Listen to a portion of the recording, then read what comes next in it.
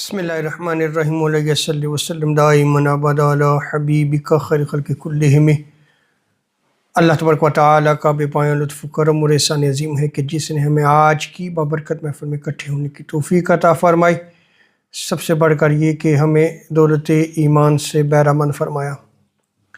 آج کی اس مختصر مجلس میں جو ایک سوال پوچھا گیا اسی کا جواب دیا جائے گا۔ سوال یہ ہے کہ کیا روزے کی حالت میں اگر کوئی بندہ قے کرتا ہے، الٹی وامٹنگ کرتا ہے، تو کیا اس سے اس کا روزہ ٹوٹ جائے گا؟ تو سب سے پہلے میں حدیث مبارکہ کو نقل کرتا ہوں اور اس حدیث مبارکہ کی روشنی میں ہم اس مسئلے کو جانیں گے۔ سنن ترمذی میں اس روایت کو نقل کیا گیا۔ سیدنا ابو ہریرہ رضی اللہ تعالی عنہ اس روایت کو نقل فرماتے ہیں کہ آقا علیہ الصلوۃ والسلام نے ارشاد فرمایا، من زارعۃ القیء فلیس قضاء، کہ جو قے کرتا ہے، الٹی کرتا ہے، وامٹ کرتا ہے جو شخص، اس کا روزہ اس سے نہیں ٹوٹتا۔ حدیث مبارکہ کے اس ٹکڑے کو ذہن نشین رکھیں۔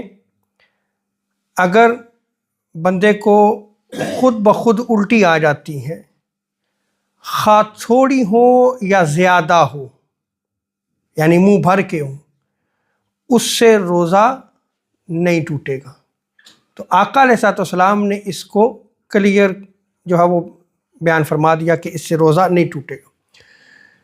اسی حدیث مبارکہ کا دوسرا ٹکڑا ہے کہ آقا علیہ الصلوۃ والسلام نے ارشاد فرمایا، وَمَنِ اسْتَقَاءَ عَمَدًا فَلْيَقْضِ، کہ جو جان بوجھ کر قے کرے، وامٹ جان بوجھ کے کرتا ہے، ود انٹینشن جو ہے وہ وامٹ کر رہا ہے، تو آقا علیہ الصلوۃ والسلام ارشاد فرماتے ہیں کہ اس سے اس کے روزے کی قضا ہے، یعنی اس کا روزہ ٹوٹ جائے گا اور اس سے وہ اس روزے کی قضا کرے گا۔